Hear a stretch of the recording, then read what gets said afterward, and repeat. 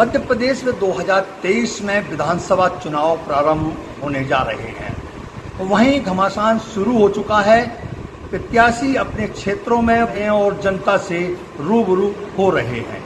वहीं आज हमारे साथ में हैं बीपी चंसोरिया जी हैं, जिन्होंने सास की सेवा में 43 वर्ष अपने देने के बाद अब राजनीति में आ रहे हैं।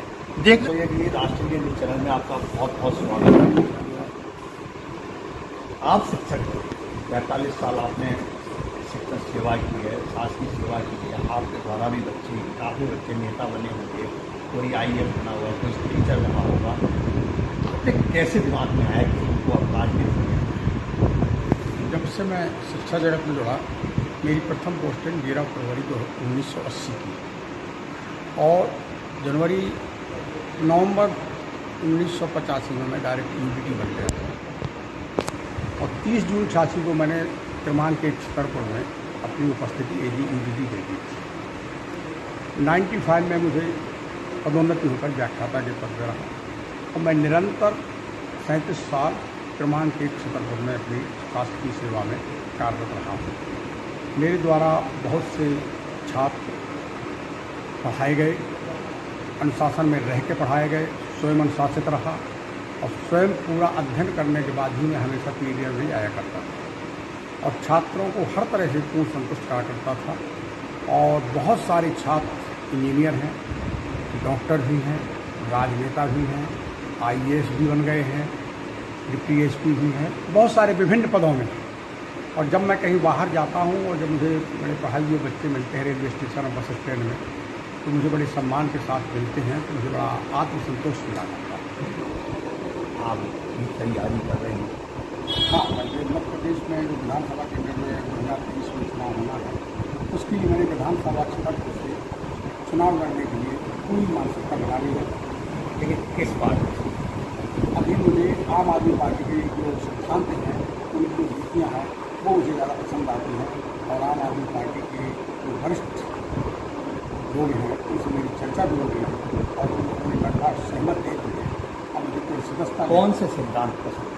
पहला तो उनका जो भ्रष्टाचारी विरोधी, ईमानदारी से काम करती है और शिक्षा को बहुत ज़्यादा महत्व देती है, स्वास्थ्य को महत्व देती है, शहर के सौंदर्यीकरण को महत्व देती है, गरीबों के दर्द को जानती है और जो कहती है वो करने का प्रयास करती है। तो आपका मानना ये है कि कांग्रेस और भाजपा दोनों भ्रष्ट नहीं है, लेकिन इनकी जो सरकार इनके द्वारा जो चल रही है, वहाँ पर इनके द्वारा इतना भ्रष्टाचारी का बढ़ावा दिया जा रहा है कि कोई भी अधिकारी बिना पैसे के काम करने के लिए तैयार नहीं है। अगर उससे बिना पैसे का काम कराने के लिए कहा जाए तो उसको इतना कष्ट होता है कि जैसे वो अपने घर का कुछ काम करता है। आप पार्टी मध्य प्रदेश में आज की स्थिति में तीसरे स्थान पर, सरकार तो BJP की है। अब वो BJP की सरकार कैसी है पूरी मध्य प्रदेश की जनता जानती है। सरकार तो पहले कांग्रेस की बड़ी थी, तो BJP की, इसी से लोगों को असंतुष्टि है। आम आदमी पार्टी के जमाने की अभी तो बहुत ग्राउंड लेवल पे काम करना प्रारंभ किया है, लेकिन इससे जो जन सहयोग मिल रहा है उससे ये आशा दिख रही है कि ये बहुत जल्दी ही बहुत प्रोन्नति करते हुए और आगे चरण पर कर बहुत आसमान तक पहुँच जाएगी। भाजपा तो कह रही हमने इतनी बड़ी योजनाएं दी थी, आज आप भोपाल जाइए, रोड पे जाइए, बढ़िया, कहीं पे कोई झटका नहीं है, कोई दिक्कत है। इतना बड़ा आपके पास में जिला अस्पताल दे दिया है, आपको मेडिकल कॉलेज की सौगात आपको दे दी है, लाडली बहना योजना दे दी है, लाडली लक्ष्मी योजना दे दी है, विवाह योजना दी है। तो इससे कि जब योजनाएं जब दी है अगर भारतीय जनता पार्टी ने, तो आप क्या मानते हैं कि जनता उन पर रुझान डालेगी कि आप पार्टी में डालेंगे? सड़कों की तो बात ऐसी है कि सड़कें तो वास्तव में ठीक बनी है, लेकिन आपने उस पर गौर किया होगा कि जब हम यहाँ से भोपाल तक जाते हैं तो कितने रुपए का टोल बैरियर देना पड़ता है और प्रतिदिन कितना टोल का पैसा आता है। तो उन्होंने एक व्यवस्था सरकार ने तो की, हमारे पैसे से ही हमको सुविधा दे दी, इसको तो नहीं नकारा जा सकता। ज़िले में अस्पताल बना, इसको भी नहीं नकारा जा सकता। लेकिन आपने देखा होगा कि ज़िले से मान लीजिए आपका कई सेंटर जैसे NTPC चला गया, अब आया था। आप विश्वविद्यालय के नाम पर आप देख रहे हैं कि 12 साल से विश्वविद्यालय की घोषणा है, जमीन भी अधिकृत कर ली गई, लेकिन और राज्यपाल के द्वारा आपने भूमि पूजन भी करा दिया, लेकिन अभी बाउंड्री का श्री गणेश भी नहीं हुआ। इसी प्रकार आपने देखा कि 5 साल पहले जब छतरपुर जनता ने आंदोलन किया था तो मेडिकल कॉलेज की घोषणा कर दी गई थी। 2 बार स्थान सुनिश्चित हुआ और अभी भी कहीं ना कहीं किन्हीं कारणों से आज भी कार्य प्रारंभ नहीं हो पा रहा। लेकिन उनका तो कहना था कि 15 महीना में कांग्रेस की सरकार आई थी तो हमने तो घोषणा कर दी थी, हम काम भी चालू कर रहे थे, उन्होंने आके बिगड़ डाल दिया। क्या ये तो एक बहाना है। अगर आप 18 साल में कुछ कर नहीं पाए तो क्या दोषारोपण क्यों कर रहे हैं? दोषारोपण माने कि आप पूरे दूर थे और उसके माने कांग्रेस ने पठा डाल दिया तो आपका 18,000 किया कराया खराब हो गया। फालतू की बात इसका। तो आप क्या मानते हैं कि अच्छा एक और बात बताइए कि छतरपुर में हमने आप पार्टी को देखा है, अध्यक्ष को भी देखा है, आपको क्या ऐसा लगा आप पार्टी में? और क्या आप छतरपुर विधानसभा में इसमें तो बड़े दिग्गजों के नाम आ रहे हैं, भाजपा से भी, कांग्रेस से भी, और उसके साथ आपका भी नाम आए, तो क्या समीकरण बिगाड़ने के मूड में रहेंगे? क्या नहीं, समीकरण बिगाड़ने के मूड में नहीं रहेंगे, क्योंकि जनता बदलाव चाहती है। और कांग्रेस ने बहुत समय तक शासन किया, बीजेपी भी नहीं किया, और इनकी कथनी करनी में क्या जनता कथनी करने से बहुत त्रस्त हो चुकी है। ये कहते कुछ है और करते कुछ है। आप शहर का सौंदर्यीकरण ही देख लीजिए, शहर के रास्ते ही देख लीजिए कितनी बार बने हैं। माने जब कोई रास्ता बना दिया जाता है कम से कम उसके टाइम पीरियड होता है कि 3 साल चलेगा, 4 साल चलेगा, लेकिन आप हर 6 महीने में उसका पुनः दावा चलता है, पुनः गिट्टी डलती है, फिर एक बरसात धूल पड़ जाती है। ऐसा क्यों हो रहा है आखिरकार? अगर कोई काम एक बार हो जाए तो स्थायित्व होना चाहिए। बार बार जो पैसा है हमारा शहर में हमें विकास होना चाहिए, उसको रोड ही पता नहीं लगता रहता है, पता ही नहीं लगता रोड कब बनना है, रात रात डामर बन जाता है, फिर बन जाते हैं, फिर बन जाते हैं। जैसे कि यहाँ पर वर्तमान विधायक आलोक चतुर्वेदी जी बताया जा रहा है कि अच्छे काम किए होते हैं, विपक्ष में आपको नहीं लगी। तो आप क्या मानते हैं, क्योंकि अगर कहीं ना कहीं पर आप चुनाव लड़ते हैं तो ब्राह्मण वोटों का समीकरण बदलता है, तो लेकर क्या कीजिए? देखिए, ब्राह्मणों का समीकरण तो पूरा पूरा है, क्योंकि ब्राह्मण समाज में मैंने जिस तरह से काम किया है उनकी अपेक्षाओं में थोड़ा उतना भी बड़े नेता नहीं रहा, कर्मचारी रहा, लेकिन जितने समाज के काम हुए कन्याओं के साथ और उनके साथ जो मैं जाता हूँ उनके हम सुख दुख होता है, जब भी उनके पास कोई खबर आती है मेरे पास तो उनके घर में पहुँचता हूँ और बड़े विनम्र भाव से उनको सम्मान देता हूँ। और सभी ब्राह्मण सबसे ज़्यादा सम्मान का उनका होता है, ये मेरे द्वारा पाता नहीं है। और आलोक चतुर्वेदी जी ऐसा भाषा बोलते हैं, मैं भी उनके नज़दीक था, लेकिन 3.5 साल से मैंने बातचीत बंद कर दी है। तो ऐसा बोलते हैं कि उनको लगता है कि अब हम ही परेशान हैं। पिछली बार के विधानसभा चुनाव में आलोक चतुर्वेदी के समर्थन में आप लोगों ने देखा ऐसी क्या घटाई हुई थी जो आप मैंने सभाओं में तो नहीं गया, उनके यहाँ आना जाना था, ये बात सबसे ही तो उनसे जुड़ा हुआ था, क्योंकि कर्मचारी था, खुल के तो कोई समर्थन किया नहीं, मत भले दे दिया हो, इसमें कोई दो राय नहीं है। लेकिन जो मैंने उनसे विरोध जो मेरा शुरू हुआ वो केवल शिक्षक हित में और छात्र हित में।